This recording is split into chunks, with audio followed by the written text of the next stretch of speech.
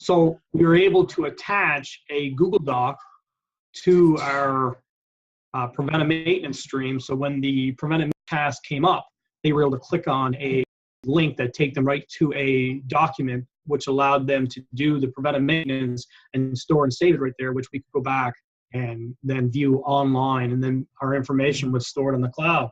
There was no need of going down in some old filing cabinets in the basement anymore to search out information on a piece of equipment. So being able to integrate with other programs is a huge benefit that you guys had over your competitors.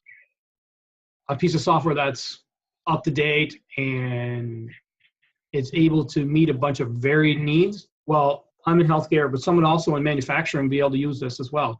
This software hits the point where you have an end user be able to submit a work order, and it allows you to be preventative as well. And I just happen to be in the healthcare industry, and this one here works well for us.